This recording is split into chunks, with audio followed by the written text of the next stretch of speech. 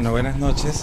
En principio agradecer a INDEJUR por la invitación a desarrollar este curso de Derecho Constitucional, que ciertamente el Derecho Constitucional, siempre he pensado que al igual que Introducción al Derecho, es una disciplina, una asignatura que de alguna manera se le ha devaluado, en el entendido de que se tiene la idea equivocada de que Introducción al Derecho, Derecho Constitucional, son cursos básicos que pueden incluso comprenderse y estudiarse con la sola lectura de un libro, y eso se evidencia incluso a veces en la asignación de los docentes a cargo de estas asignaturas. Recuerdo mucho que en varias ocasiones haber escuchado decir, para que empieza dictando el curso de Introducción al Derecho, cuando el curso de Introducción al Derecho es un curso elemental, sumamente importante, porque todo el entendimiento de lo que comprende la ciencia del derecho justamente se adquiere en el desarrollo de esa asignatura. Y lo propio ocurre con el derecho constitucional, en la medida de que el derecho constitucional estudia la fuente de fuentes, la norma básica y fundante de todo el ordenamiento jurídico político de un Estado, que es justamente la Constitución. Entonces yo celebro la iniciativa de INDEJUR de haber programado este curso, que no busca otra cosa que refrescar algunos de los conocimientos que todos ustedes ya tienen en relación al campo del derecho constitucional. Y para empezar este curso, yo quiero empezar planteando una pregunta que creo que es lo fundamental para el entendimiento del derecho constitucional. Y tiene que ver esta interrogante, esta pregunta, con la naturaleza de esta disciplina. Y eso porque en los inicios y hasta incluso hoy en día, con menor énfasis por cierto, se ha planteado el cuestionamiento de qué tipo de disciplina es el derecho constitucional. Si es una disciplina jurídica o es una disciplina política. Y esta pregunta ha surgido a propósito de la temática de la que se ocupa el derecho constitucional. Entonces creo que sería importante empezar planteándonos esta pregunta, si es una disciplina jurídica o política. Y la vamos a responder de inmediato. Definitivamente el derecho constitucional es una disciplina jurídica. Y es una disciplina jurídica no solamente por la denominación derecho constitucional, sino porque nuestra disciplina, el derecho constitucional, comparte y contiene todos los aspectos que encierra el ámbito de lo jurídico. Es decir, en el derecho constitucional subyacen los componentes y las características propios del derecho, propias de lo jurídico.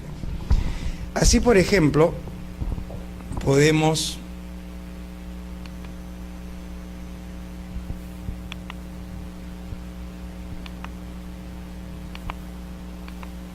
apreciar en esta disciplina, en esta diapositiva, algunos aspectos que revelan este carácter jurídico que tiene el derecho constitucional. Y diremos en principio que el derecho constitucional es una disciplina jurídica porque es un punto de vista sobre la justicia. Todo el derecho es un punto de vista de la justicia. La esencia fundamental del derecho es la consecución de la justicia. Si no, repasemos alguna de las definiciones más recurridas y usadas de lo que es el derecho, por ejemplo la de Gustavo Radbruch, que en un libro sobre filosofía del derecho establece, por ejemplo, que el derecho es el conjunto de normas de carácter obligatorio que disciplinan la coexistencia humana con la finalidad de alcanzar paz y justicia. Es decir, el elemento justicia es intrínseco a la idea de derecho, es intrínseco al campo de lo jurídico, y el derecho constitucional ciertamente es un enfoque, un punto de vista en relación a la justicia. Además, el derecho constitucional es una parte del orden global.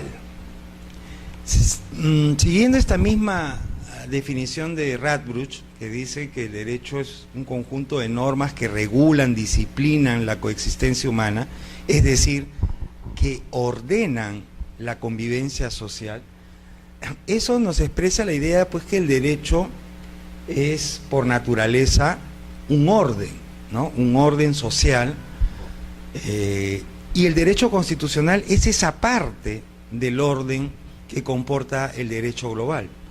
Es una parte de ese orden que tiene que ver fundamentalmente con las relaciones y gobernantes y gobernados, es decir, el derecho constitucional comporta esa parte del orden social que tiene que ver con las relaciones de poder, que tiene que ver con las relaciones entre gobernantes y gobernados, que tiene que ver con las instituciones que conforman la estructura del poder en el Estado. Consecuentemente, es una parte del orden y eso revela su esencia jurídica, su conexión con el derecho. Por otro lado, el derecho es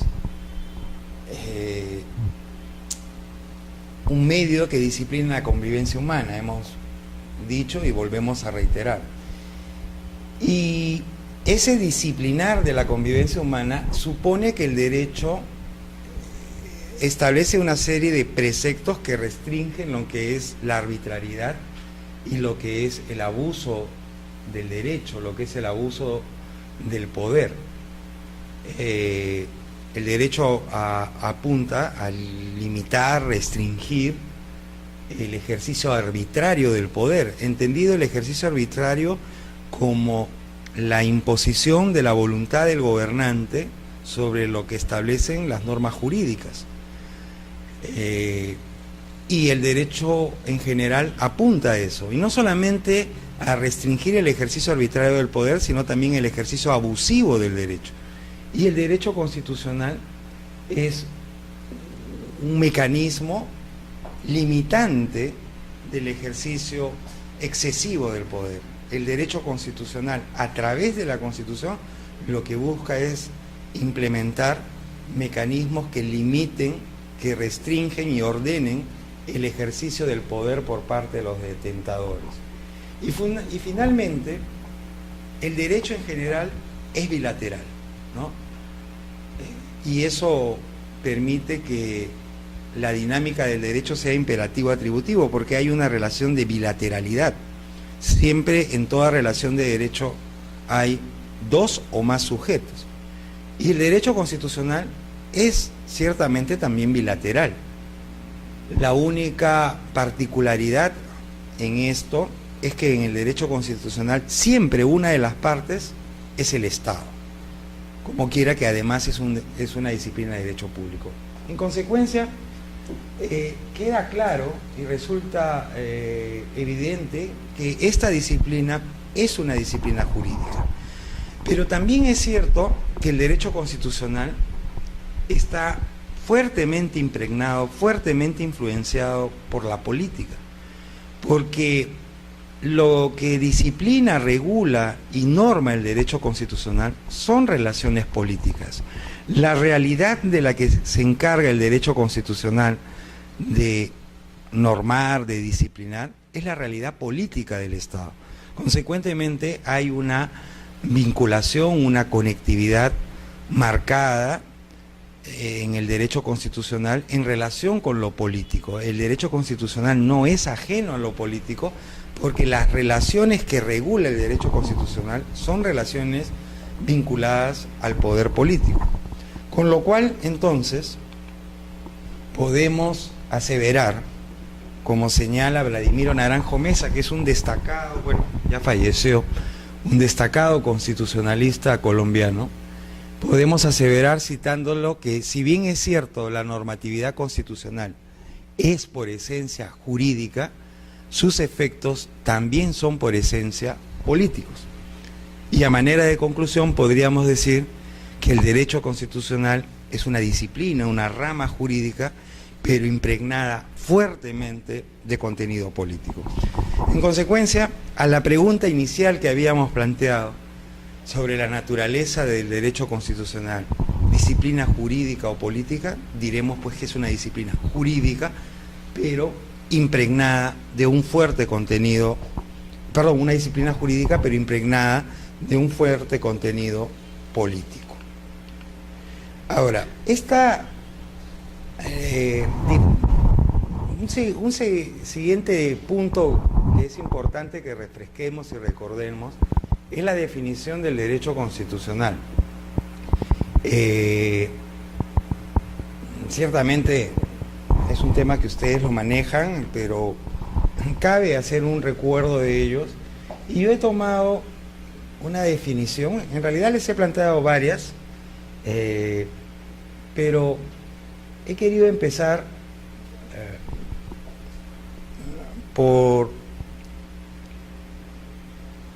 esta definición de Domingo García Belaúnde, que es uno de nuestros más destacados constitucionalistas, y él en un texto que se llama Constitución y Política, un libro pequeño que él edita a inicios de la década del 80, él plantea como definición del derecho constitucional, y dice que el derecho constitucional es aquel que estudia las normas generales, escritas o consuetudinarias, que regulan la actividad del Estado, así como las relaciones entre gobernantes y gobernados.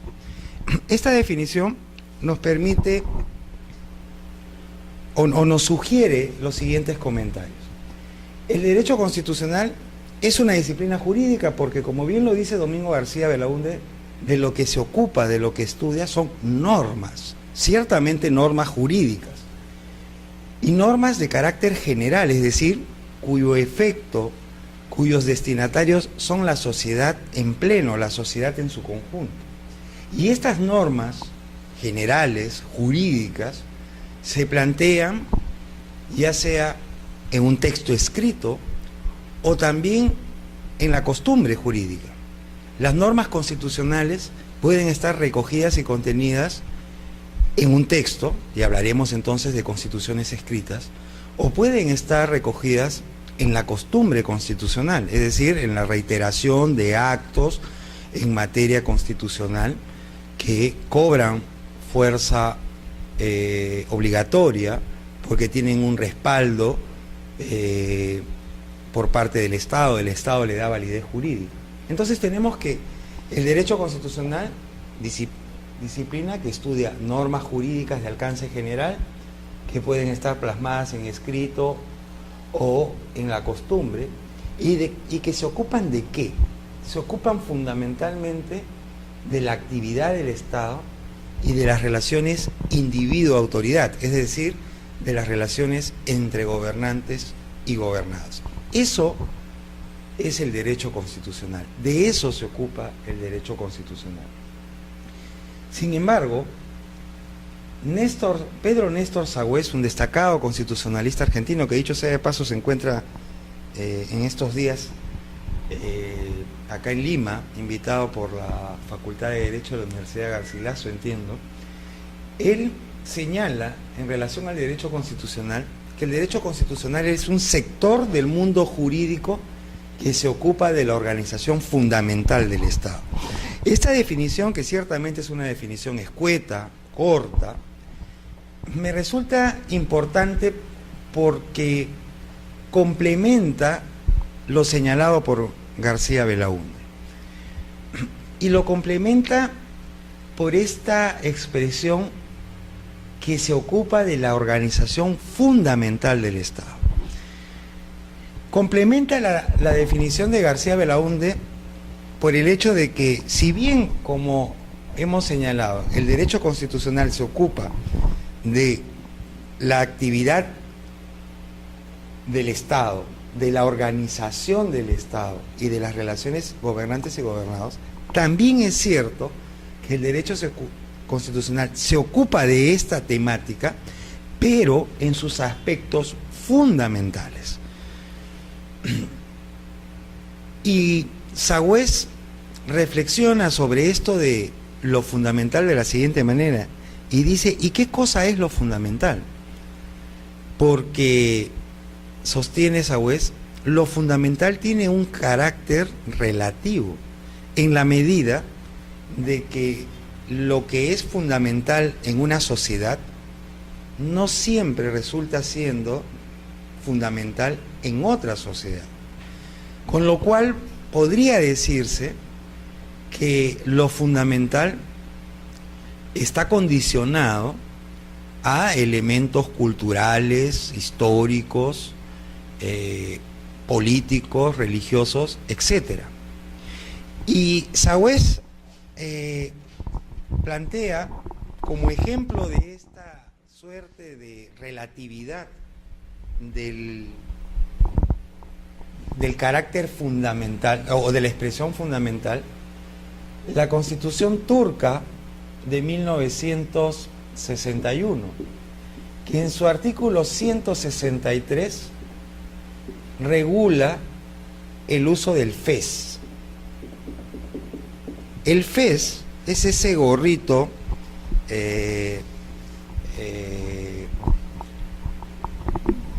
característico de los turcos, ¿no?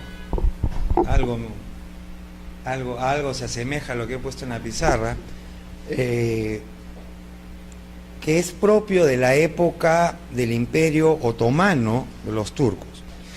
El artículo 163 de la Constitución turca regulaba el uso del fez. Y entonces, para nosotros los occidentales, la regulación de una indumentaria, de un gorro, de una vestimenta, ciertamente no resulta fundamental. Es más, creo que hasta podríamos considerar de ridículo si a alguien se le ocurriera plantear una norma constitucional que tenga que ver con la indumentaria o vestimenta. Pero para los turcos esto sí era fundamental. ¿Por qué? Porque Turquía, hasta la segunda década del siglo XX, era una sociedad bastante detenida en el tiempo. Yo me atrevería a decir que era casi una sociedad medieval, al punto que, por ejemplo, es recién a partir de 1921 que los turcos comienzan a identificarse a través de apellidos, ¿no? Y eso gracias a la reforma de Mustafa, un militar y político turco que transformó Turquía. Entonces, este gobernante consideraba de que el ingreso de Turquía al desarrollo, a la modernidad, comportaba occidentalizar la sociedad. Y ciertamente que occidentalizar la sociedad pasaba por dejar de lado algunos elementos emblemáticos de la sociedad de antiguo régimen. Y este sombrero aparentemente inofensivo era una suerte de símbolo del antiguo régimen, por lo cual para ellos sí reportaba una importancia trascendental el hecho de regular, prohibir el uso del fez, porque era una suerte de marcar una línea entre un antes y un después, ¿no? Entonces, ciertamente tiene razón Sagüez en su reflexión de que lo fundamental tiene una suerte de carácter condicional de una sociedad a otra. Sin embargo, y a pesar de esa suerte de relatividad en lo fundamental, Sagüez afirma que, si bien es cierto, cada sociedad presenta sus propias particularidades, también es cierto de que existen algunas materias, algunos temas que son transversales a toda sociedad, es decir, que resultan siendo fundamentales e importantes a cualquier sociedad, independientemente de su cultura, de su origen, de su pasado, de su historia, de su tradición. Y esos aspectos que son fundamentales de manera horizontal, transversal, a toda sociedad, sea esta musulmana, occidental, desarrollada o en vías de desarrollo, esos aspectos que son fundamentales son estructura del Estado, organización del poder y relación individuo-autoridad. Esos tres aspectos son imprescindibles, ¿no? Son fundamentales en toda sociedad, al punto de que no hay constitución que no contenga una parte orgánica que justamente desarrolla lo relativo a la estructura del Estado y a la organización del poder en el Estado, y una parte dogmática que tiene que ver con los derechos y libertades de los individuos, es decir, la relación gobernantes y gobernados, es decir, la relación individuo-autoridad. De tal suerte que, vinculando estas dos definiciones, podemos, a manera de conclusión, señalar que el derecho constitucional es una disciplina jurídica que se ocupa del estudio de normas escritas o no escritas relativas a la estructura, organización del Estado y a la relación individuo-autoridad en sus aspectos fundamentales. Yo siempre pongo como ejemplo para graficar esto de que el derecho constitucional se ocupa de estas materias en sus aspectos fundamentales, señalando, por ejemplo, la siguiente pregunta. ¿Nuestra Constitución se ocupa, por ejemplo, de los gobiernos locales? La respuesta es sí. Si nosotros revisamos nuestro texto constitucional, vamos a advertir que hay un capítulo dedicado a la descentralización. Y en ese capítulo dedicado a la descentralización se ocupa del tema de los gobiernos locales. Pero se ocupa de los gobiernos locales en sus aspectos fundamentales. No establece, por ejemplo, en nuestra Constitución cuáles son los órganos de gobierno o de poder de los gobiernos locales, es decir, consejo municipal, alcaldía, etcétera, etcétera.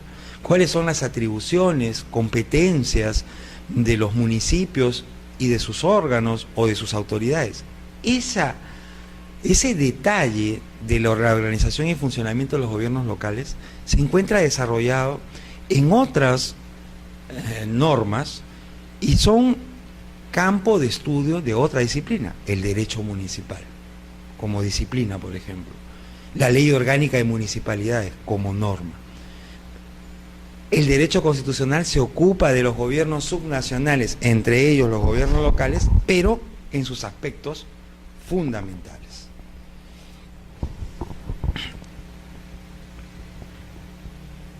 Ahora,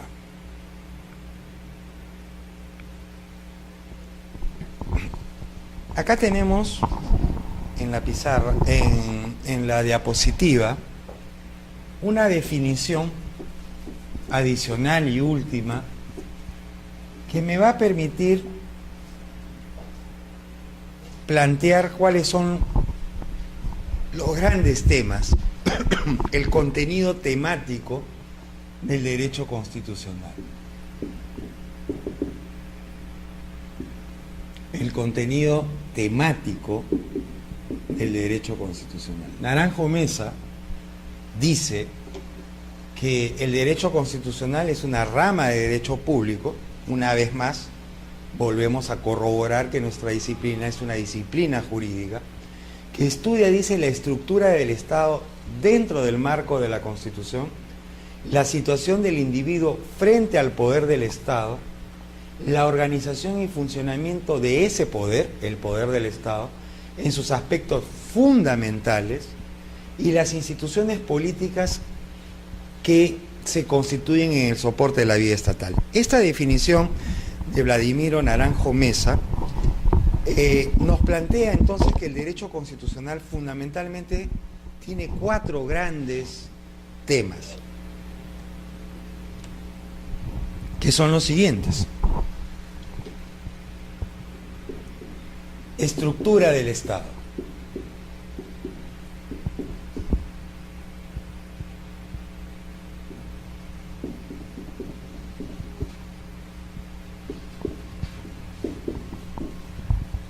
Entendida la estructura del Estado,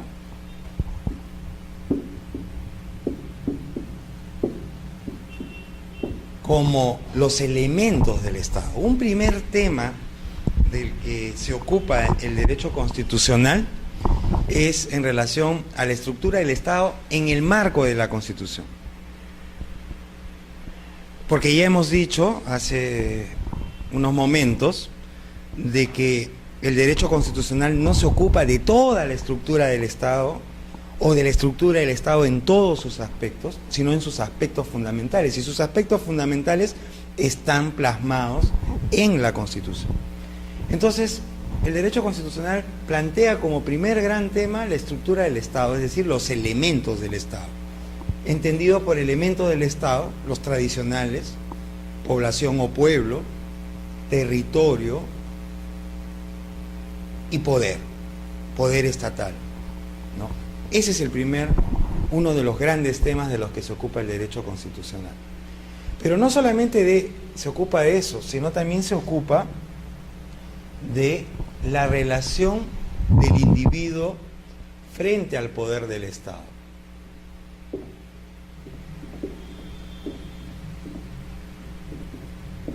Esto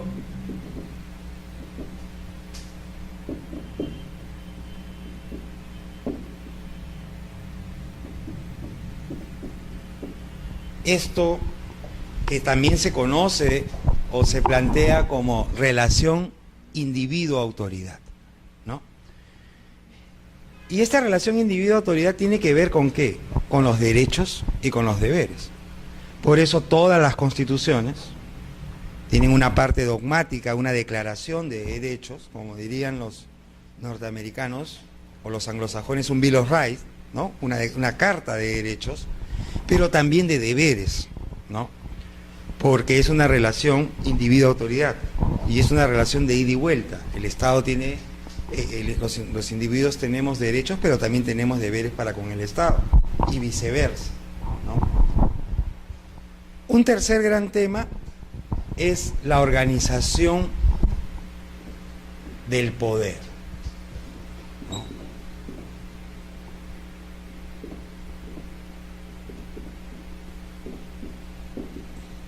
La organización del poder.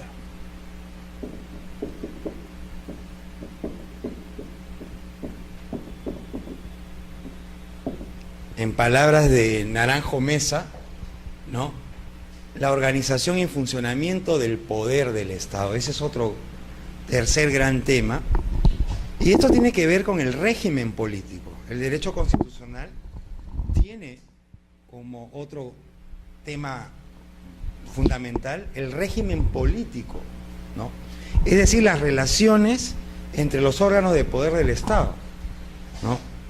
Ejecutivo, legislativo y judicial. Esa es una materia propia, importante, de la que se ocupa el derecho constitucional, cómo están vinculados, conectados, la dinámica entre los órganos de poder del Estado, ejecutivo, legislativo y judicial. Y finalmente,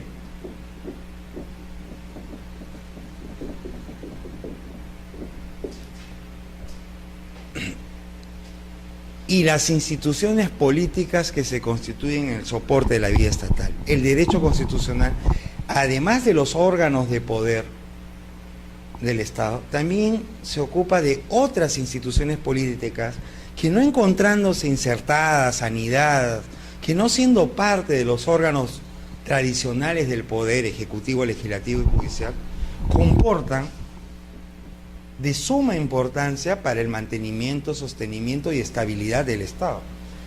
Por ejemplo, los partidos políticos, por ejemplo, las iglesias, por ejemplo, los grupos de presión,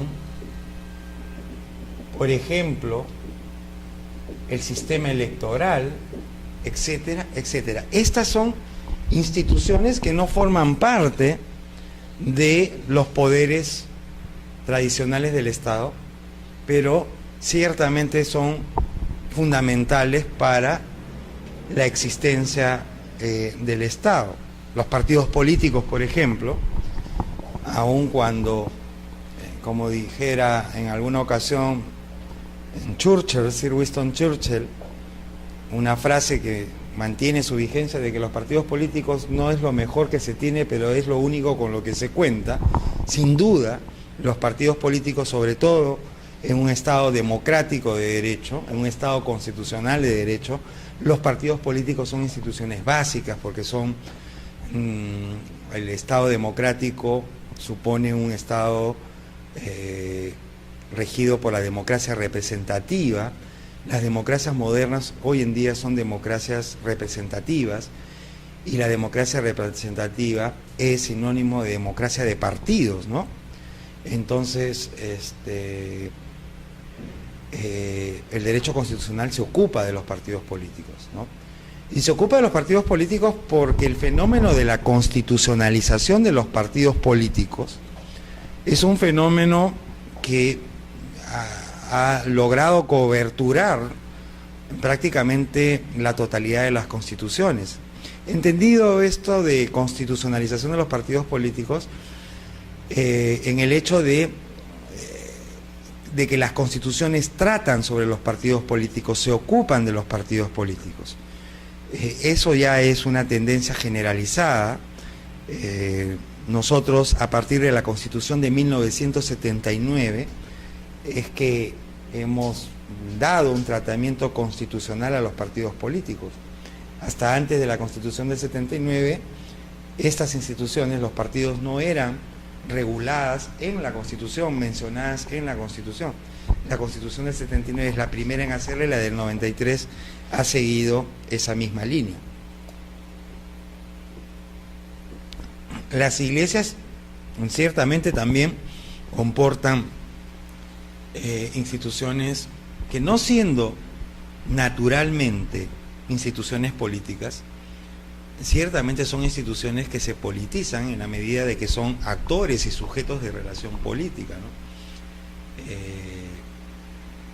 Al punto que, por ejemplo, nuestra Constitución no deja de mencionar a la Iglesia Católica y a las otras confesiones religiosas, y porque en el campo de la ciencia política las iglesias son lo que se denominan los denominados poderes fácticos, ¿no? Es decir, no son poderes formales, pero son poderes que actúan en los hechos, en las relaciones políticas, ¿no? Basta con revisar el todavía pendiente proceso de debate de esta ley de unión civil para ver la importancia política que tienen las iglesias, y no solamente me refiero a la Iglesia Católica, ¿no?, sino en general a las iglesias, que siempre están presentes en algunos temas políticos que son relevantes, ¿no? Pues bien, entonces eso es lo que comprende la definición de derecho constitucional. No puede entenderse ni estudiarse una disciplina si no planteamos cuál es su objeto.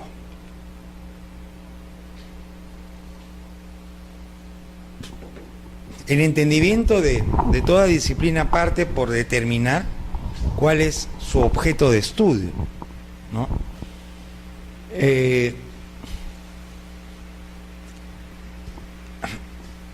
Y acá yo he extraído una definición de objeto de estudio del derecho constitucional de uno de los grandes constitucionalistas del siglo XX, André Jauriu.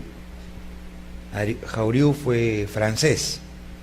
Su padre también fue un gran jurista, fue Maurice Jauriu, ¿no?, uno de los padres del derecho público francés, ¿no? Él dice que el objeto del derecho constitucional es el encuadramiento jurídico de los fenómenos políticos. Entonces, si preguntáramos cuál es el objeto del derecho constitucional, la respuesta está ahí: encuadramiento jurídico de los fenómenos políticos. Pero Jauriu hace una reflexión bien interesante y dice, bueno, pero ¿qué cosa es encuadramiento de los fenómenos jurídicos, políticos? Hasta ahí no hemos dicho mucho, porque para empezar tendríamos que tener claro qué cosa es un fenómeno político y luego tener claro qué significa encuadrar jurídicamente esos fenómenos políticos. Entonces, él hace una explicación, que yo la he graficado, sobre qué cosa es un fenómeno político. Y para explicar qué cosa es un fenómeno político, Jauriu recurre al método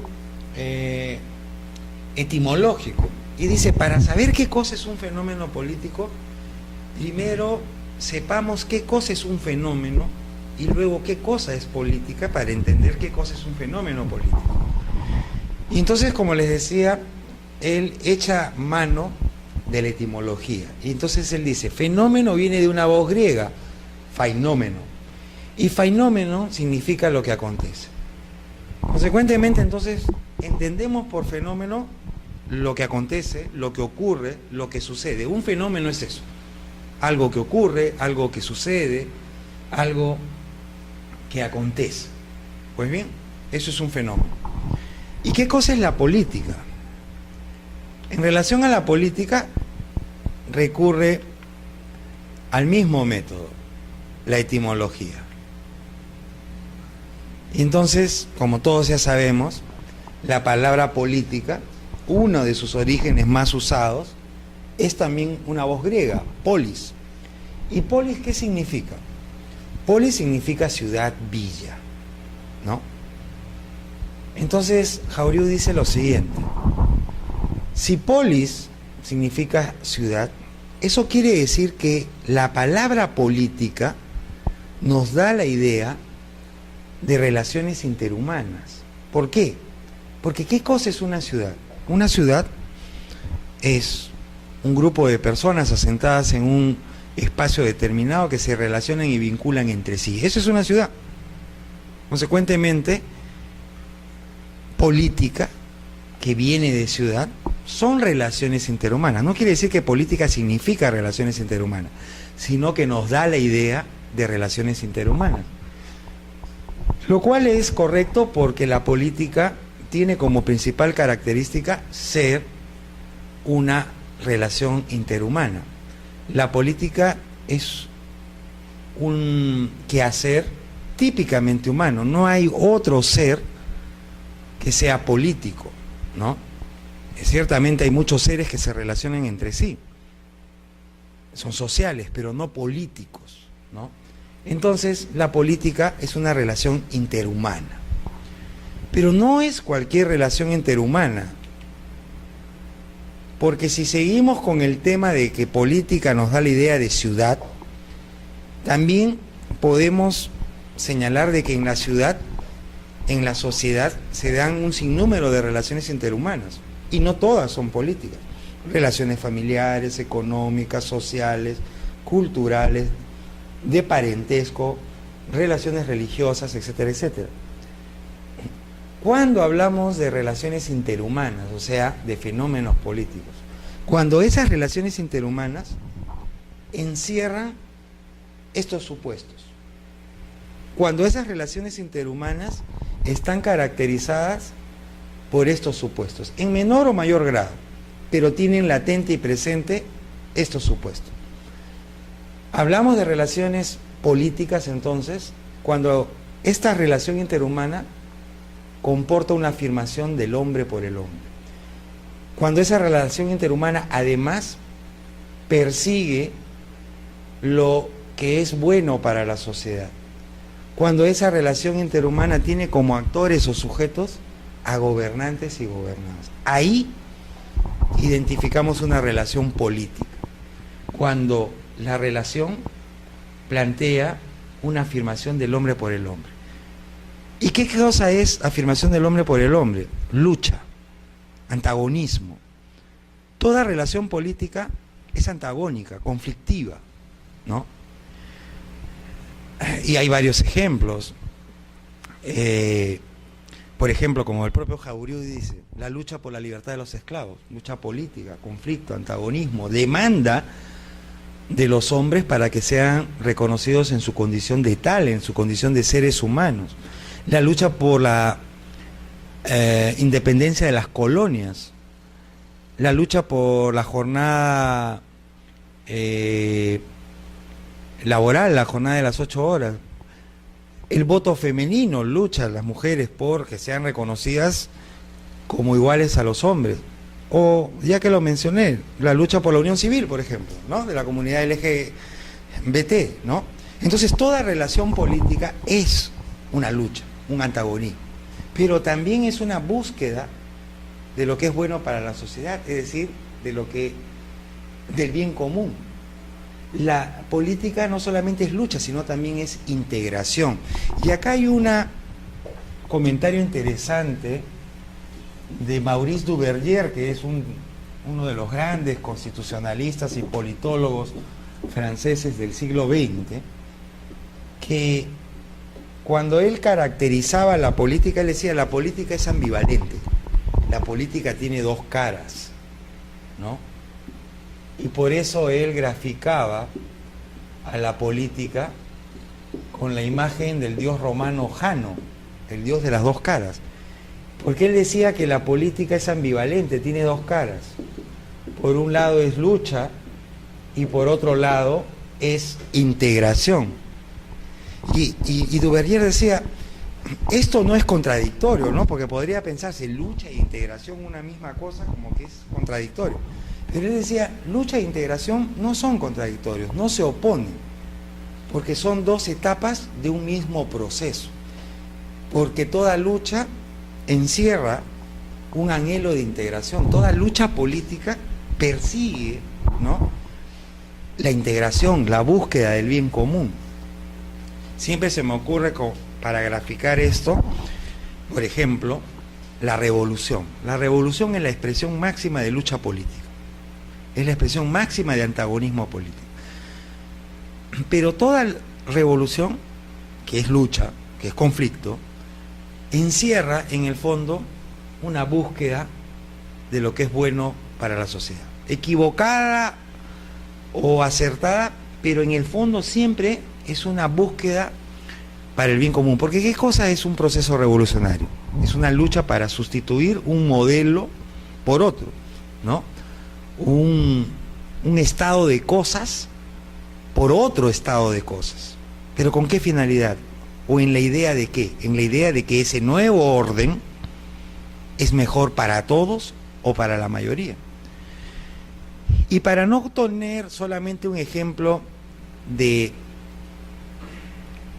nivel elevado de lucha, ahora que estamos próximos a las elecciones municipales, las elecciones es también expresión de lucha política civilizada, juridizada, ¿no? Pero es lucha política porque los candidatos o los partidos compiten, luchan entre sí para hacerse del gobierno. Pero ¿para qué? Por lo menos en teoría, pero ¿para qué luchan los partidos y los candidatos para hacer gobierno? Para llevar a cabo, para implementar un plan de gobierno, en la idea de que ese plan de gobierno es lo mejor para la sociedad o lo mejor para la mayoría de la sociedad, ¿no? Cada uno de nuestros candidatos o precandidatos ahora a la alcaldía dicen, mi programa es ¿el mejor para quién? Para todos, ¿no? Entonces, una relación política es una relación interhumana que encierra lucha, pero también integración. Y donde siempre los sujetos de la relación son gobernantes y gobernados, es decir, los detentadores del poder y los destinatarios del poder. Entonces, podemos concluir que un fenómeno político es una relación interhumana que acontece, que sucede, que ocurre en una sociedad, el Estado, y que se caracteriza por encerrar conflicto, pero también integración, y en donde los actores de esa relación son los gobernantes y los gobernados. Eso es un fenómeno político, ¿no? Eso es un fenómeno político. Y entonces ya hemos resuelto la primera pregunta, y ahora nos toca ver qué cosa es encuadramiento jurídico. Y esto es bien sencillo. Encuadrar significa regular, normar, ¿no? Y todo el derecho es un sistema de regulación, de encuadramiento. Acá está esta definición que yo había citado: conjunto de normas jurídicas de carácter obligatorio que regulan, o sea, que encuadran la convivencia social. todo el derecho es un sistema de encuadramiento, es decir, de regulación de conducta. El derecho de familia, por ejemplo, no es otra cosa que un sistema de normas que regulan, encuadran, disciplinan las relaciones de los sujetos que conforman esta célula básica de la sociedad llamada familia. Por eso el derecho de familia, por ejemplo, establece deberes y obligaciones entre padres e hijos, entre cónyuges, o sea, encuadra las relaciones entre estos sujetos. El derecho, qué sé yo, el derecho civil regula las obligaciones entre particulares, encuadra las relaciones. El derecho laboral, por ejemplo, encuadra, o sea, regula las relaciones de producción, que tiene por actores o sujetos a empleador y trabajador, ¿no? Entonces, como quiera que el derecho constitucional es una disciplina jurídica, es parte del derecho, entonces su objeto es también encuadrar, regular. ¿Pero qué tipo de relaciones regula o encuadra el derecho constitucional? Relaciones políticas, o sea, fenómenos políticos. Conclusión, entonces, esto de encuadrar jurídicamente los fenómenos políticos como objeto del derecho constitucional no quiere decir otra cosa que el derecho constitucional tiene por propósito y objeto normar, regular jurídicamente la vida política, las relaciones políticas en el Estado. Acá la diapositiva dice del, pero es en el Estado. Eso es, en consecuencia, entonces, el objeto del derecho constitucional.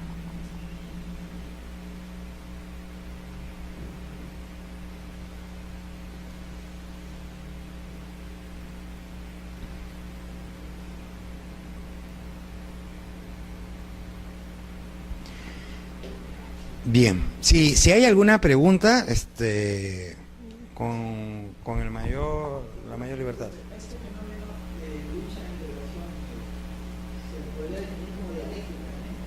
Claro, es una relación dialéctica, en efecto, ¿no? Así es, ¿no? O sea, ese carácter aparentemente contradictorio es un fenómeno dialéctico, ¿no? Donde lucha e integración, la lucha es esa expresión dialéctica, ¿no? De tesis, antítesis, ¿no? Sí, ciertamente. Para hablar en términos dialécticos. Doctor, interesante la observación que hace al comienzo con Sagüez, sobre lo de fundamental. sobre la relativización del derecho, de diferentes culturas. Así es. Sí, porque cada sociedad tiene sus propias particularidades, ¿no? Sobre todo cuando hablamos de culturas distintas, ¿no? En el caso de Turquía es todo una cultura diferente a la occidental, ¿no? Entonces ciertamente hay algunos aspectos que para ese tipo de sociedades resulta siendo importante, relevante, que no lo van a hacer en sociedades que tienen otra cosmovisión, otra ideología, otra forma de mirar el mundo, ¿no? Pero en lo que sí se coincide, como lo dije, y en lo que sí hay transversalidad, es en estos aspectos que hemos mencionado, ¿no? Organización del poder, cualquiera que sea la organización del poder, ¿eh?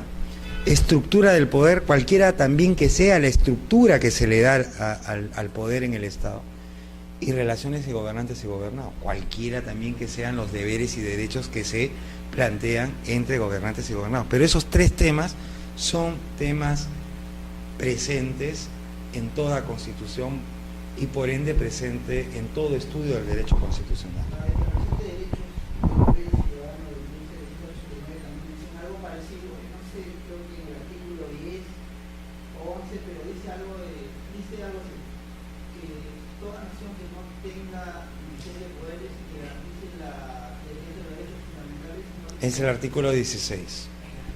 El artículo 16. Así es. Así es. como para marcar diferencias, como para decir quién elabora una constitución y quién no elabora una constitución. Así es. cuáles son los Pero ese artículo tiene una crítica.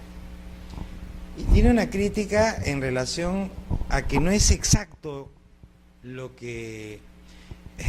Ese artículo lo que dice es de que todo Estado que no cuente con una separación de poderes no cuenta con una constitución, ¿no? Algo así plantea. O sea, la idea es de que todo Estado, para calificarlo como que cuenta con una constitución, debe proclamar la separación de poderes.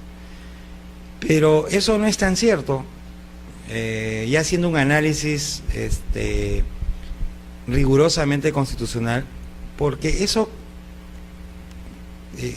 querría decir que en los estados autoritarios no hay constitución, y eso no es cierto, ¿no? Porque en los estados autoritarios o totalitarios no hay separación de poderes, ¿no? Y eso no quiere decir que no tienen constitución, porque todo estado tiene constitución. Se entiende la proclama francesa, porque ciertamente ese documento es un documento que enarbola las ideas del constitucionalismo liberal, ¿no? Pero no es exacto esa idea. En todo caso es una aspiración, pero no es el reflejo de una realidad, porque todo Estado tiene constitución, incluso los estados totalitarios, ¿no? Incluso aquellos estados que no plantean una separación de poderes, como son, por ejemplo, las monarquías absolutas, que todavía hay monarquías absolutas. Ahí está el caso de Qatar, Omán, son estados que son monarquías absolutas. Y justamente eso vamos a conversar ahora. Otro tema sin duda fundamental del derecho constitucional es la Constitución. Claro, podríamos entender de que la Constitución pues es una definición de Constitución es algo elemental, pero hay algunas cosas interesantes para reflexionar en relación a la definición de la Constitución. Y yo he tomado como cita la de el profesor jurista Víctor García Toma, ¿no? Él dice que una Constitución es un conjunto de normas básicas y fundacionales, escritas o consuetudinarias, que devienen en el soporte de la estructura y organización del poder estatal y de su ordenamiento jurídico. Y de esta definición nosotros podemos plantear algunos aspectos importantes, ¿no? Se dice que en principio la Constitución son conjunto de normas básicas y fundacionales. Queda claro que la Constitución, sea en su expresión escrita o sea en su expresión no escrita, la Constitución comprende un conjunto de normas que son básicas, porque son las normas más importantes, son las normas sobre la cual se sustenta el ordenamiento jurídico y político de un Estado. La Constitución, cualquiera que sea su forma, escrita o no escrita, encierra normas que constituyen el punto de partida de todo el ordenamiento jurídico y político de un Estado. Pero además de ser normas básicas, la Constitución comprende un conjunto de normas fundacionales, y ahí justamente va lo que estabas preguntando. ¿Por qué fundacionales? Porque son el punto de partida de un Estado. Hay un autor argentino que se llama Elio Zarini, que él sostiene que está un poquito se entienda. Elio Zarini sostiene que el término Constitución, el término Constitución en general, no Constitución política, significa forma o manera de organizar o disponer las partes de un algo. Eso es una Constitución. la forma o manera como se organizan, se ordenan las partes de un algo. Así podemos hablar entonces, por ejemplo, de la constitución del cuerpo humano. ¿Cuál es la constitución del cuerpo humano? Cabeza, tronco, extremidades. Esa es la constitución del cuerpo humano. Igual podemos hablar así de constitución de personas jurídicas, ¿no? Vamos a constituir una empresa. ¿Qué significa? Vamos a darle, pues, forma, ¿no?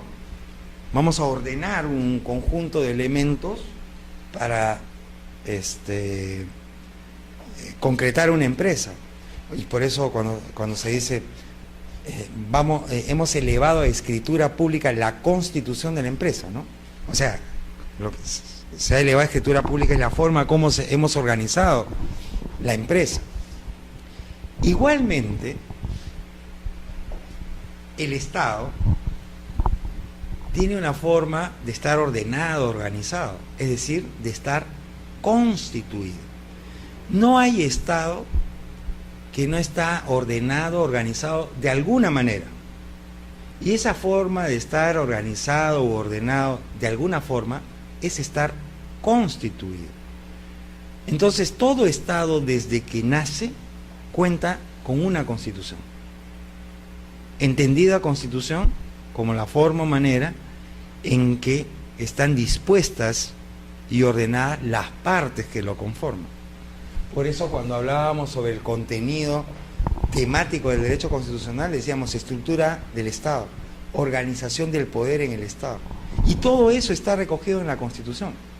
Consecuentemente, desde que nace un Estado ya tiene una forma en cómo están compuestos sus elementos, en cómo está ordenado y organizado el poder en el Estado, de cómo se plantean las relaciones gobernantes y gobernados. No hay Estado sin Constitución. Lo que quiere decir es que la Constitución contiene normas, además de importantes, básicas, elementales, fundacionales, porque dan origen a la existencia del Estado. Pero además, la Constitución es una afirmación normativa de la estructura y organización del poder del Estado. Es decir, el Estado se estructura y organiza su poder a través de la Constitución, ¿no?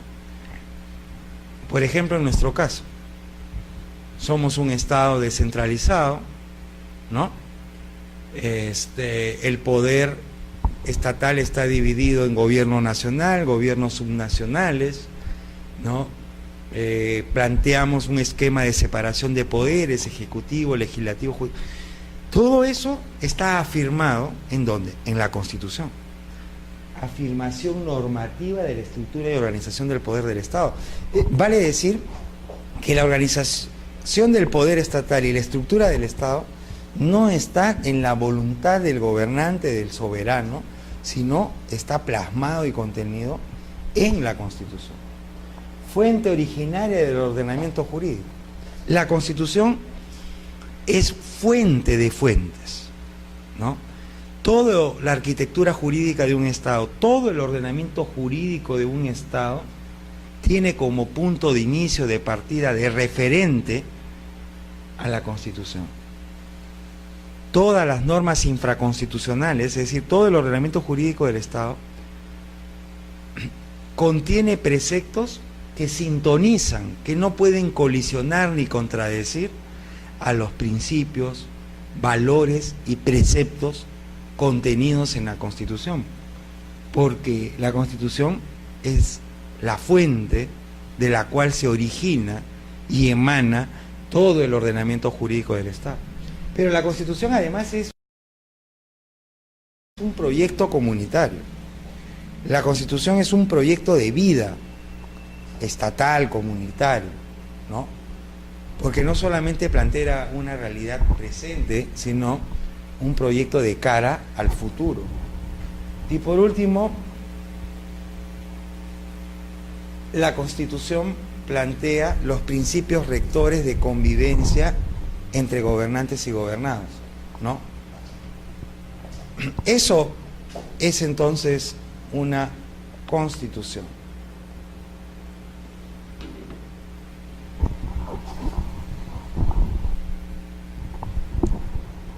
Eso es entonces una constitución.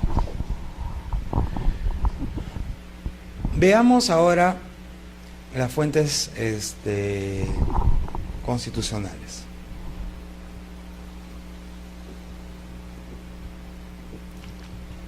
Vamos a hacer vamos a trabajar un tema importante, que es el relativo a las fuentes constitucionales. ¿De dónde emanan las distintas expresiones constitucionales? En principio, definimos a las fuentes constitucionales como los elementos constitutivos para la elaboración, fundamento práctico y modo de expresión de las normas e instituciones constitucionales. Entonces, cuando hablamos de fuentes, estamos hablando de los modos o formas cómo se crean o se dictan las normas constitucionales. Esos son fuentes, ¿no? ¿Qué cosas es lo que inspiran, lo que promueven la formulación de normas constitucionales y, por cierto, también de instituciones constitucionales? Y las fuentes constitucionales se dividen en tres: las fuentes históricas, las fuentes reales y las fuentes formales. ¿Okay? ¿Cuáles son las fuentes históricas? ¿A qué denominamos fuentes históricas?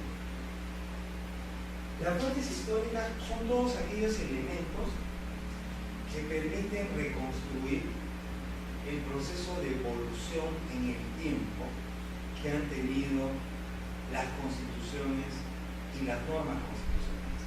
Es decir, es todo aquello que nos permite saber y conocer cómo ha sido el proceso evolutivo de desarrollo en el tiempo de la Constitución, las constituciones y las normas constitucionales. Y estas fuentes históricas se dividen en elementos directos y en elementos indirectos. Los elementos directos comprenden. Entonces teníamos que las fuentes comprenden todos los elementos que permiten establecer los modos y formas como surgen, nacen las normas y las instituciones constitucionales, y son de tres tipos: históricas, reales y formales. Las históricas son aquellas que permiten reconstruir el proceso de desarrollo y evolución a través del tiempo de la Constitución y las normas constitucionales, y ahí tenemos elementos directos e indirectos. Los elementos directos comprenden todos aquellos elementos que nos permiten de manera inmediata, directa, conocer el proceso de evolución de la Constitución o del derecho constitucional. Por ejemplo, un elemento directo es la legislación, ¿no? Las constituciones, la costumbre, la jurisprudencia, ¿no?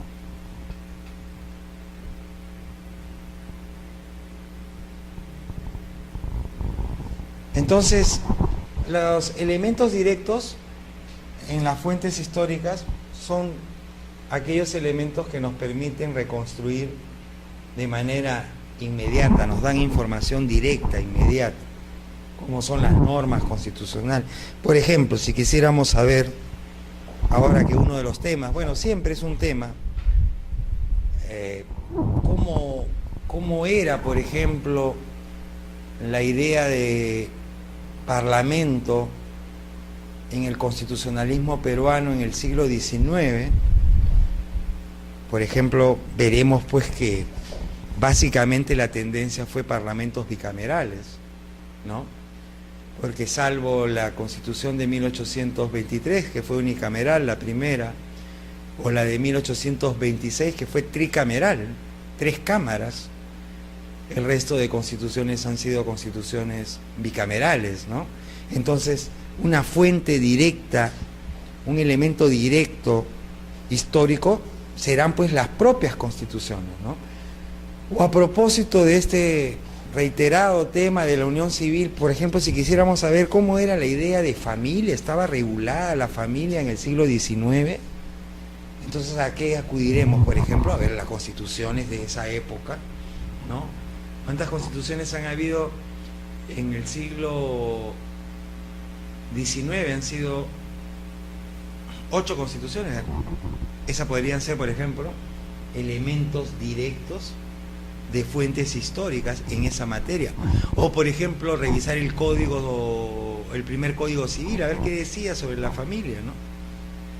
Esos son entonces elementos, o una sentencia, por ejemplo, ¿no? Cómo resolvía en tal caso, es un elemento directo, ¿no? Y los elementos indirectos son aquellos que nos proporcionan información complementaria, adicional a la que nos brindan los elementos directos. Y por ejemplo ahí están las expresiones artísticas, ¿no? Por ejemplo, una pintura, ¿no? La poesía, la novela, ¿no? Que si bien es cierto, las novelas son ficción, pero a veces parten describiendo realidades, ¿no? Y eso nos puede dar, por ejemplo, una noción complementaria de cómo eran las instituciones, en este caso constitucionales o las normas constitucionales en determinada época, ¿no? Las fuentes reales, en cambio, comprenden el conjunto de hechos, situaciones, relaciones,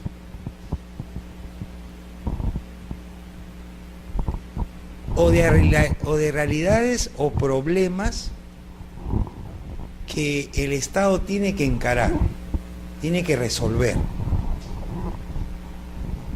¿no? Y dan contenido a la legislación constitucional, ¿no? Son los problemas, realidades que el Estado tiene que enfrentar, que tiene que resolver, ¿no? Y estas situaciones, problemas de diferente índole, económico, político, social, religioso, son los que van a justificar y explicar la dación de normas constitucionales. Por ejemplo,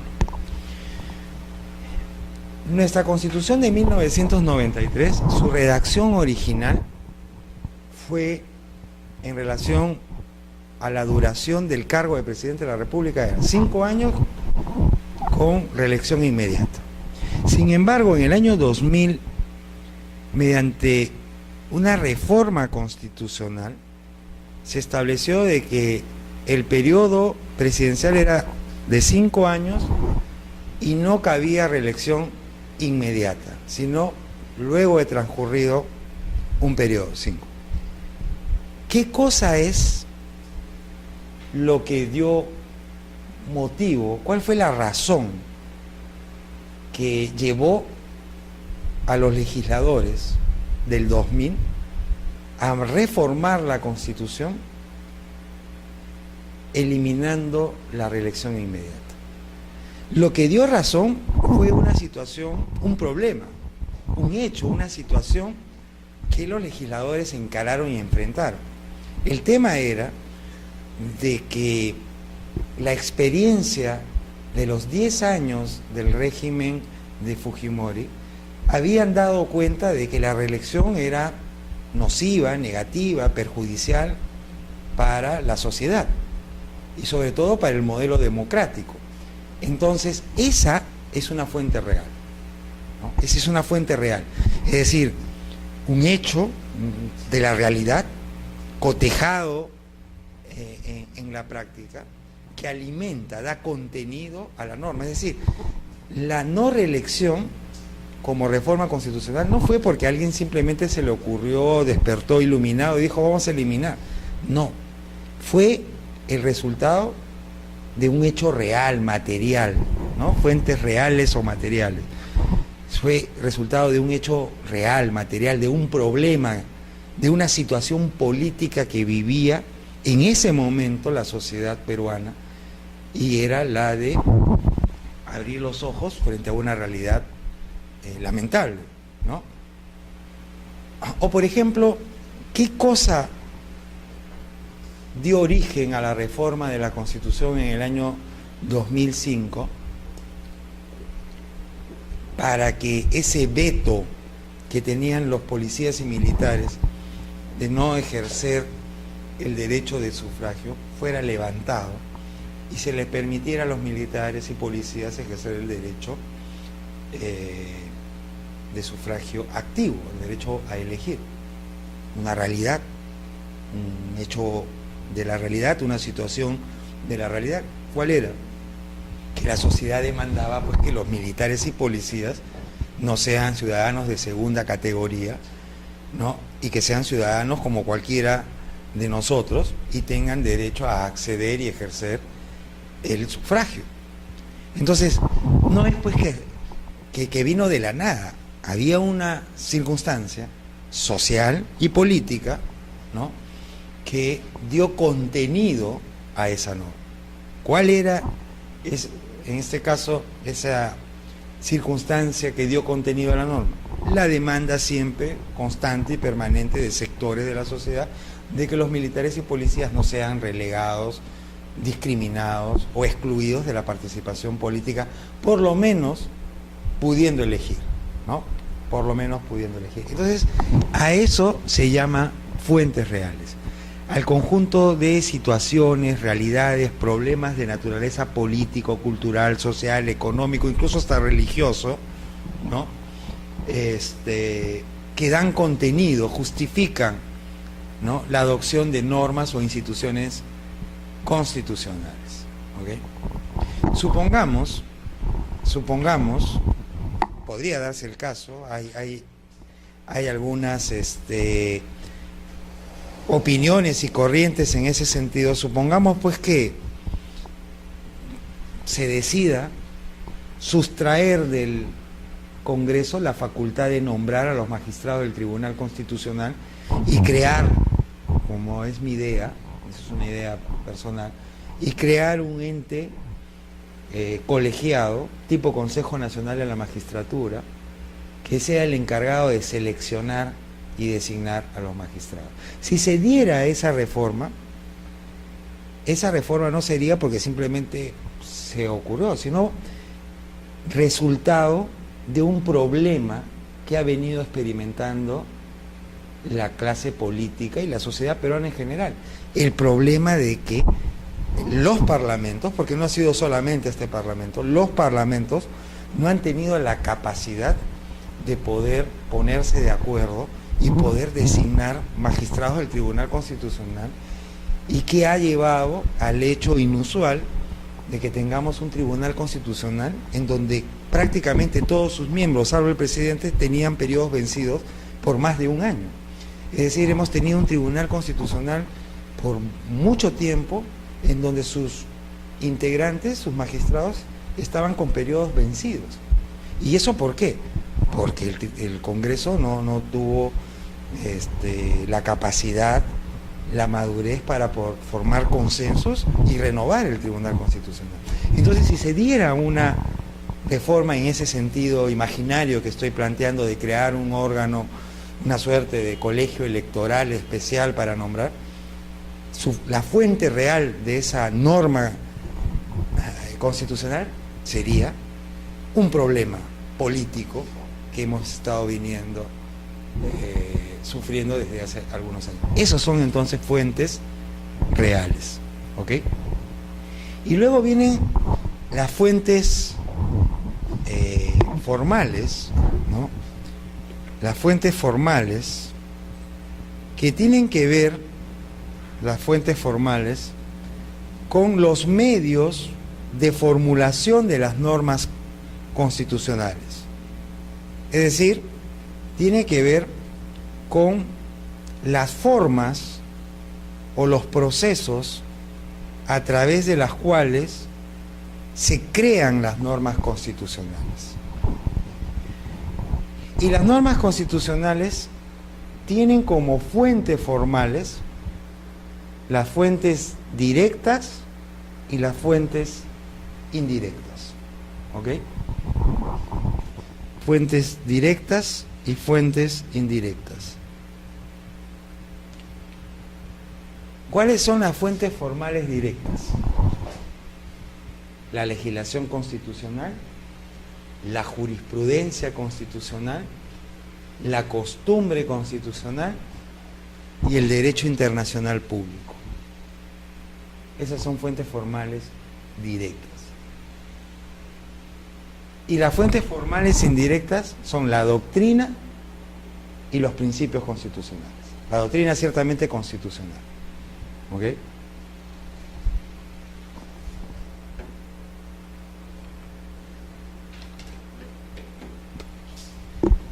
Hemos dicho que una primera fuente formal directa es la legislación constitucional.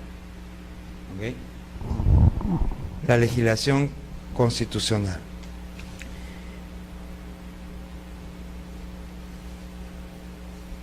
¿Y qué entendemos por legislación constitucional? La legislación constitucional comprende el conjunto de textos o normas escritas, ¿no?, que dan contenido o desarrollan la Constitución. Esos son fuentes, esa es legislación constitucional, conjunto de normas o textos escritos que desarrollan la Constitución o complementan la Constitución. Y dentro de la legislación constitucional tenemos tres: la Constitución propiamente, las leyes constitucionales y las leyes constitucionalizadas. ¿Ok? Vamos a ver de qué tratan cada uno de ellos. La Constitución, bueno, la Constitución propiamente forma parte de lo que se conoce como legislación constitucional primaria. Y ya hemos visto que la Constitución es la norma básica, fundante, fuente de fuentes, proyecto de vida comunitaria, afirmación normativa de la estructura y organización del poder en el Estado, etcétera, etcétera.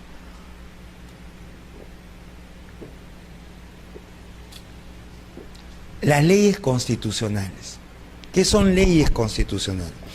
En realidad, esta expresión, leyes constitucionales, tiene dos acepciones que me parece necesaria mencionar. La primera acepción entiende a leyes constitucionales como aquellas normas que han sido dictadas por el órgano correspondiente y siguiendo el procedimiento establecido por la Constitución, ¿no? Es decir, se utiliza el término leyes constitucionales en oposición al término leyes inconstitucionales, ¿no? A veces dicen, no, esa ley es inconstitucional. ¿Por qué es inconstitucional? Porque no ha sido dictada siguiendo el procedimiento que establece la Constitución o porque su contenido es contrario a la Constitución, ¿no? Entonces, contrario sensum, ¿qué cosa sería una ley constitucional? Aquella que sí ha sido dictada siguiendo el procedimiento y cuyo contenido no contraviene la Constitución. Ese es un primer significado de leyes constitucionales. ¿Ok?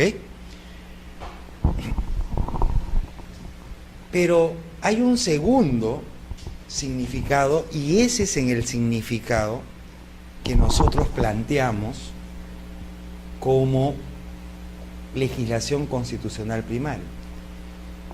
Ese segundo significado, que es al que nos referimos en este cuadro, entiende por leyes constitucionales aquellas leyes dictadas por el órgano legislativo con facultad de poder constituyente derivado que permiten modificar y actualizar la Constitución.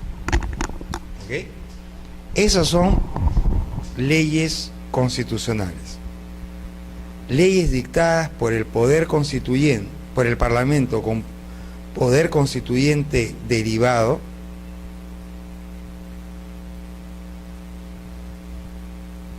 y para reformar la Constitución. ¿Qué quiere decir esto? El poder constituyente derivado, en dos palabras, es la facultad de reformar la Constitución. ¿Ok? Prácticamente todas las constituciones otorgan al Parlamento o Congreso el ejercicio del poder constituyente derivado. Es decir, prácticamente todas las constituciones encargan al Parlamento la facultad de hacer reforma de la Constitución. Entonces, las leyes que contienen una reforma constitucional, esas son leyes constitucionales.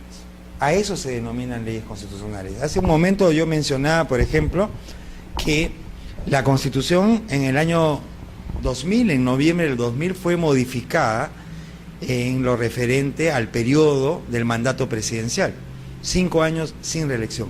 Esa reforma constitucional fue plasmada en una ley, ahorita no recuerdo el número de la ley. Esa ley es una ley constitucional porque contiene una reforma de la Constitución. Igualmente con la reforma de, no creo que hayas traído una Constitución, ¿no? Igualmente esta reforma sobre que incorpora dentro del cuerpo electoral a los militares y policías, esa reforma que se dio en el año 2005, esa reforma está plasmada en una ley. Esa ley es una ley constitucional. Entonces las leyes constitucionales son aquellas leyes dictadas por un Parlamento con facultad de reformar la Constitución. Eso es una ley constitucional. ¿Y qué cosas son leyes constitucionalizadas? ¿Qué cosas son leyes constitucionalizadas?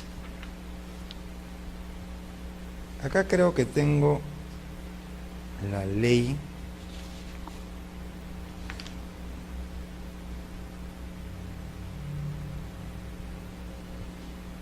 no la tengo. Las leyes constitucionalizadas son leyes dictadas con anterioridad a la Constitución, pero cuya validez es renovada por la Constitución. ¿Ok? Es decir, son leyes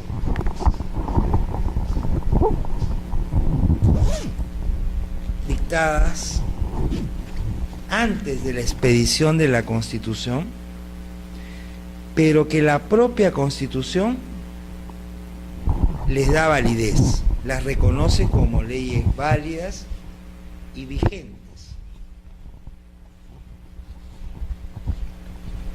Pensé que tenía una Constitución. Por ejemplo, nuestra Constitución establece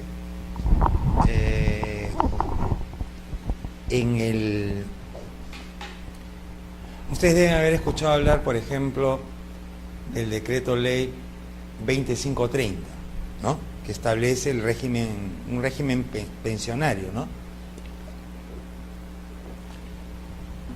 Esa norma es anterior a la Constitución de 1993. Y fue dictada durante un gobierno de facto, porque por eso es un decreto ley, ¿no? Pero si ustedes revisan, me parece que es la primera o segunda disposición final y transitoria de la Constitución, ahí establece la vigencia y validez del decreto ley 2530. Esa es una ley constitucionalizada, que habiendo sido dictada antes de la dación de la Constitución, la propia Constitución dice, esa Constitución, esa norma, esa ley es válida, es vigente, sigue rigiendo, ¿ok? A eso denominamos leyes constitucionalizadas. Y luego viene la legislación, sí. Por más que haya sido dictada en el gobierno de facto. Sí, sí. Otra es la 19990. Ciertamente esos regímenes están cerrados, o sea, uno ya no puede jubilarse con el régimen de la 20530, ¿no? Ni de la 19990.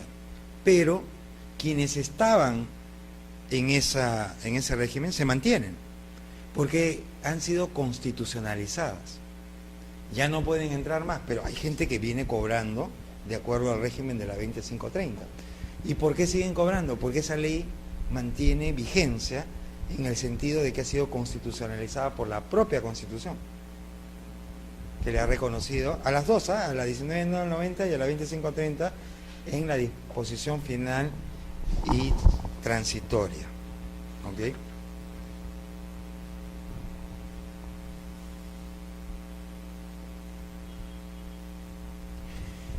La legislación constitucional secundaria son normas que no están incluidas dentro de la Constitución, pero tratan directamente de temas o asuntos de carácter constitucional. O sea, son normas que no estando en la Constitución, como sí es el caso de la Constitución propiamente dicha o de las leyes constitucionalizadas, y de las propias leyes constitucionales, porque lo que están plasmando ahí son reformas a la Constitución. La legislación secundaria comprende normas que, si bien es cierto, no están acá, pero tratan de temas que tienen que ver con aspectos constitucionales. Y la legislación constitucional secundaria está compuesto de dos tipos de normas: las leyes orgánicas y las leyes de desarrollo constitucional. Las primeras de ellas, las leyes orgánicas. Estas leyes son dictadas por el Parlamento o Congreso, y son leyes que tienen que ver con la organización y funcionamiento de un órgano constitucional o de alguna actividad relevante del Estado. Esa es una ley orgánica. Aquellas leyes que se dictan para establecer las reglas de organización y funcionamiento de las principales instituciones del Estado, así como de algunas materias calificadas de importantes, ¿no? Acá podemos establecer algunas características relevantes. Primero, las leyes orgánicas son dictadas por el Parlamento o Congreso, respetando el principio de jerarquía normativa. Segundo, estas leyes se dictan por mandato expreso de la Constitución.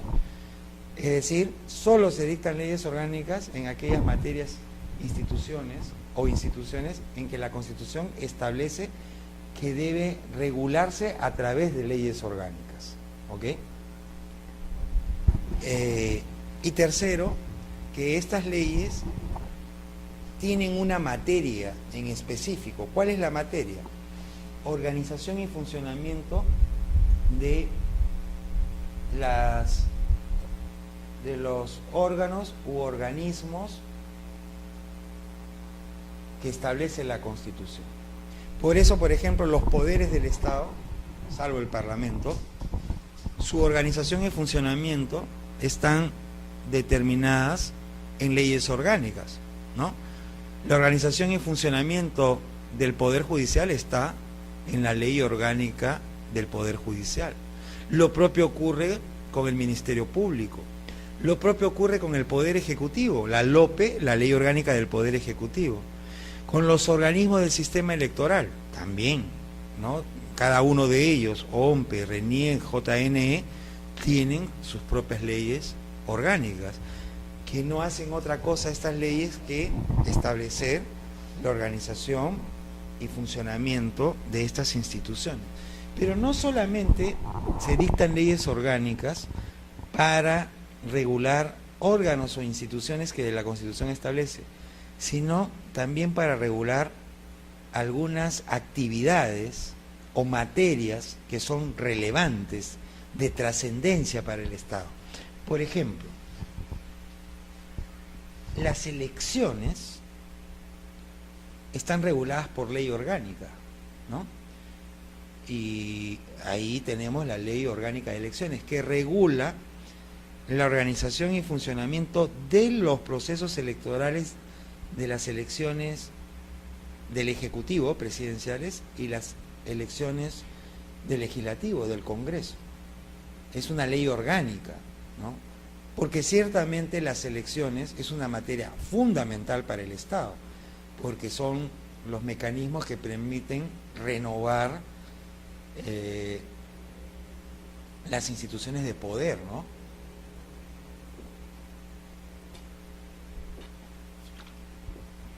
Entonces esas son las leyes orgánicas. Y las leyes de desarrollo constitucional se denominan así aquellas leyes cuyo contenido se ocupan, como su propio nombre lo dice, de desarrollar contenidos de la Constitución. ¿Ok? Y que la propia Constitución establece que dichos contenidos deben ser desarrollados mediante una ley. Por ejemplo, el artículo 31 de la Constitución establece que son derechos políticos de los ciudadanos la iniciativa legislativa, el referéndum, la revocación, la remoción y la demanda de rendición de cuentas. ¿Okay? Y que esos derechos se ejercen conforme a ley. Es decir, la Constitución no dice, por ejemplo, qué autoridades pueden ser revocadas.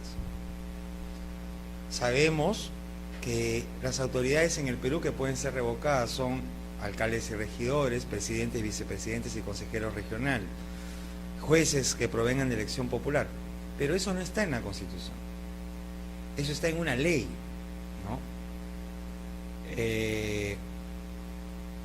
La Constitución en el artículo 32 dice qué materias pueden ser sometidas a referéndum, pero no señala, por ejemplo, cuál es el procedimiento para convocar a referéndum, ¿no? La Constitución establece como derecho de control ciudadano la demanda de rendición de cuentas, pero no dice qué es demanda de rendición de cuentas, ni tampoco cómo se operativiza la demanda de rendición de cuentas. Eso está en una ley que se llama Ley de Derechos de Control y Participación Ciudadana, que es la ley 26.300.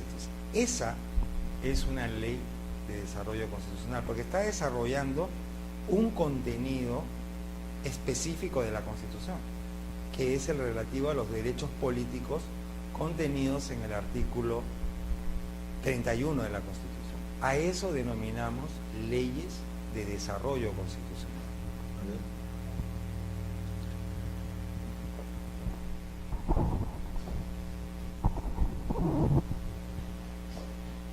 Entonces, tenemos que la legislación constitucional, como primera fuente formal constitucional, tiene legislación constitucional primaria y legislación constitucional secundaria. Pero dijimos que no solamente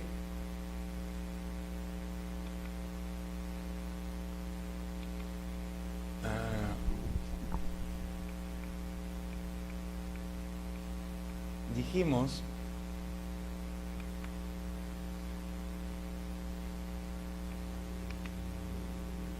que las fuentes formales directas no solamente comprendían la legislación constitucional, sino que también comprendían la jurisprudencia constitucional, ¿no? Y la costumbre constitucional y el derecho internacional público. Así que vamos a revisar la segunda fuente formal directa, que es la jurisprudencia constitucional.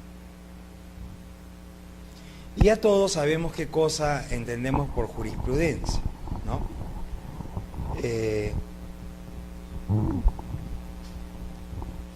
Pero la jurisprudencia constitucional comprende el conjunto de fallos, ¿no?, dictadas por órganos jurisdiccionales con competencia para ejercer control de constitucionalidad, ¿no?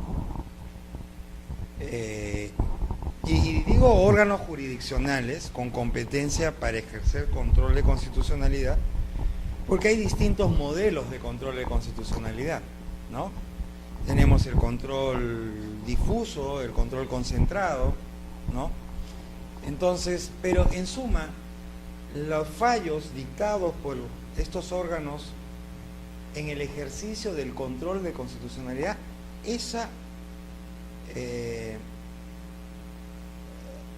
ese conjunto de fallos es lo que se denomina jurisprudencia constitucional, ¿ok? Algunas cosas importantes.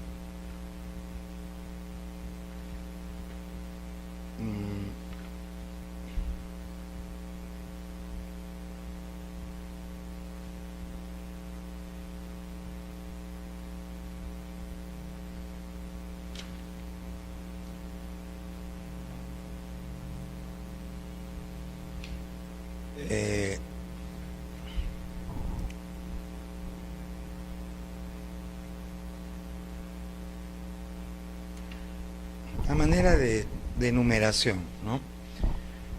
Algunas funciones importantes que cumple la jurisprudencia constitucional.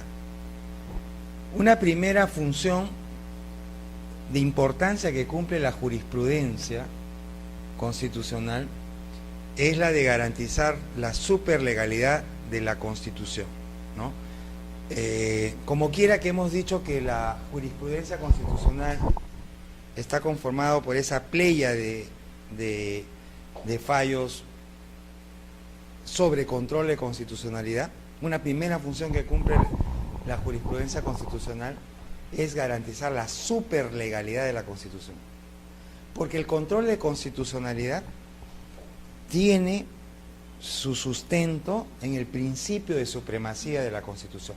Todos los fallos sobre control de constitucionalidad apuntan a afirmar, a garantizar el principio de supremacía de la Constitución, es decir, que la Constitución está en la cúspide de la pirámide normativa, porque esa es la razón de ser del control de constitucionalidad, hacer efectivo el principio de supremacía de la Constitución, porque el control de constitucionalidad no viene a ser otra cosa que un mecanismo que busca evitar que las normas infraconstitucionales sean contrarias, opuestas o colisionen con la Constitución.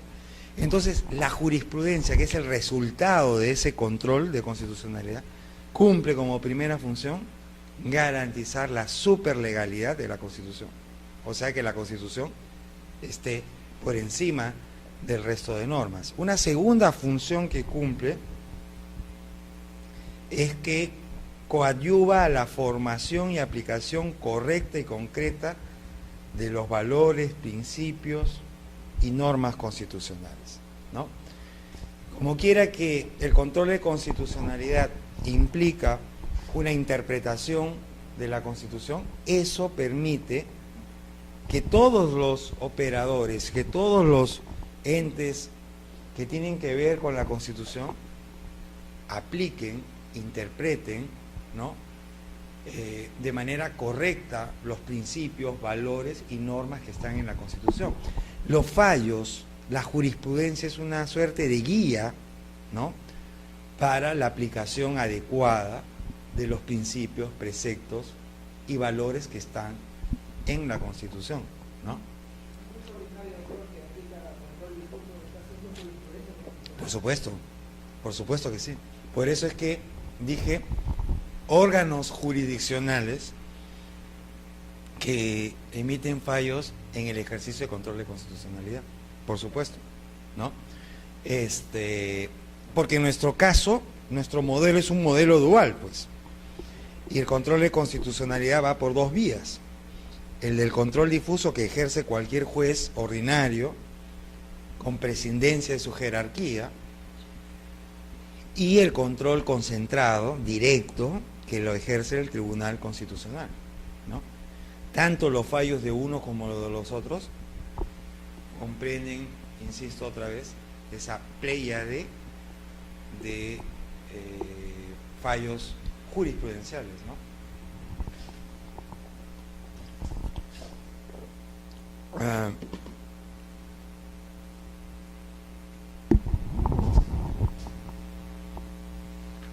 Ahora, la jurisprudencia ha sido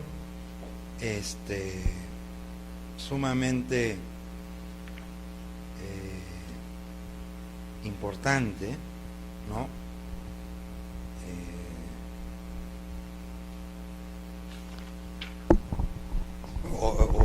Es sumamente importante, ¿no?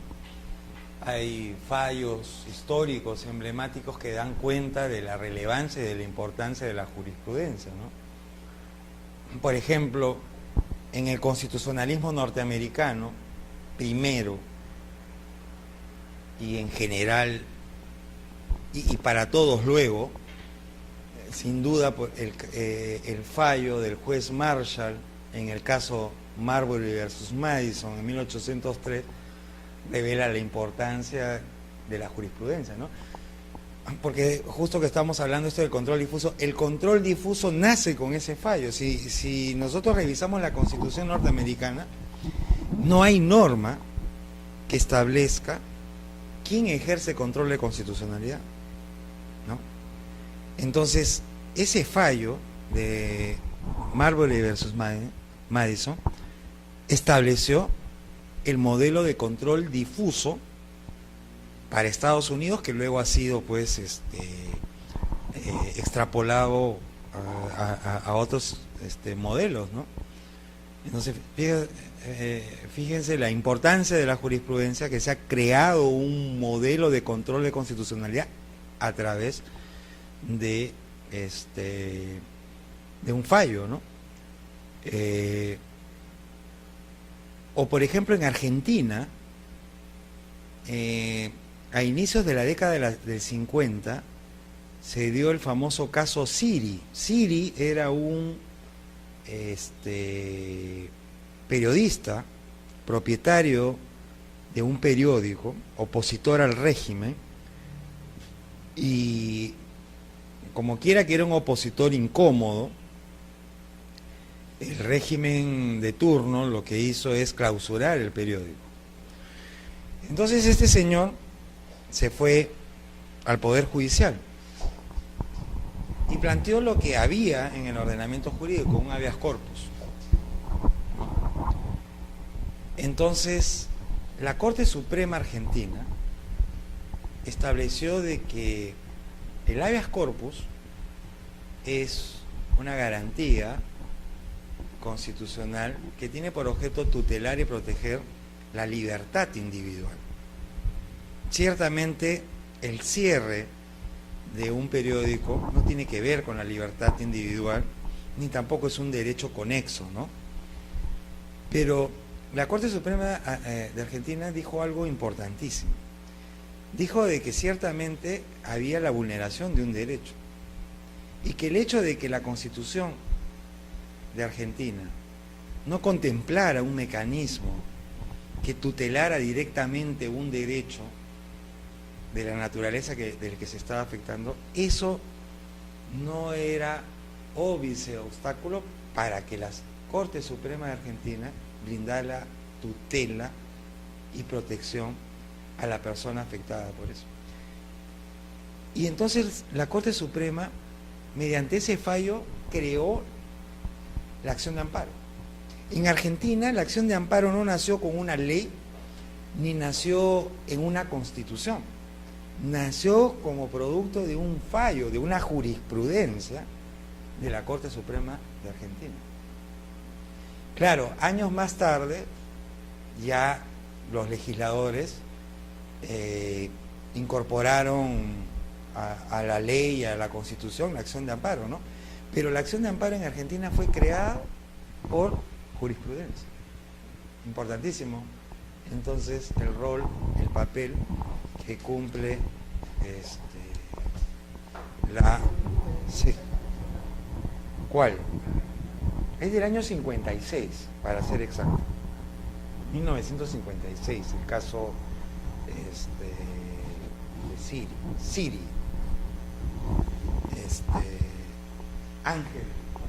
Ángel Siris.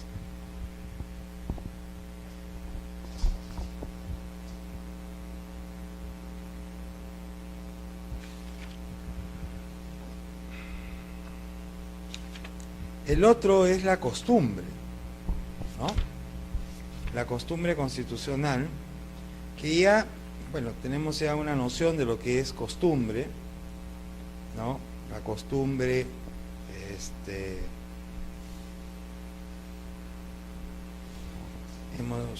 la entendemos pues como ese conjunto de prácticas o conductas reiteradas en el tiempo que han sido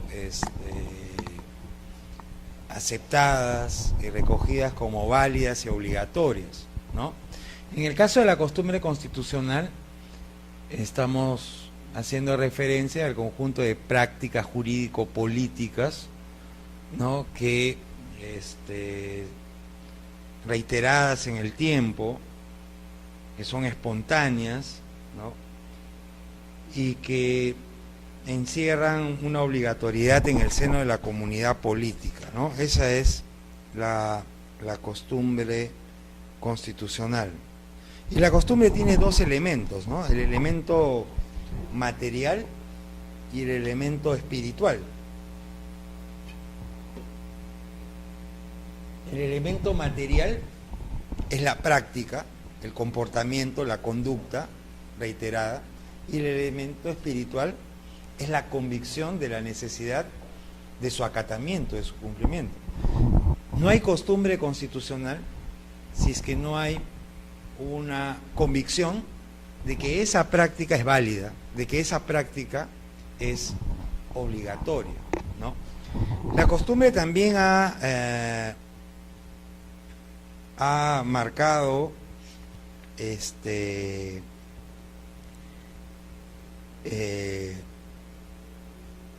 la aparición de instituciones importantes en el campo del derecho constitucional, ¿no? Por ejemplo, el gobierno de gabinete tiene su origen en costumbre, ¿no? En Inglaterra, la figura del primer ministro también es producto de la costumbre, ¿no? Inglaterra. Jorge II, rey de Inglaterra de origen alemán, estamos hablando del siglo XVII, inicio del siglo XVIII, era un rey frívolo, no hablaba bien el inglés, y entonces su gabinete de asesores, él dejó de reunirse con ellos, porque no le interesaba mucho la política, aparte que no podía comunicarse bien, ¿no? Y entonces, de ese grupo de asesores, de ese gabinete, él se comunicaba y se reunía solamente con uno, que era el que llevaba y traía las órdenes, decisiones, y esa figura va a convertirse luego en el primer ministro. Así nace la figura del primer ministro y también el gobierno de gabinete, ¿no? Entonces, eso nació de una práctica, eso no está escrito, ¿no? Sino nació de una práctica que se fue arraigando en el tiempo.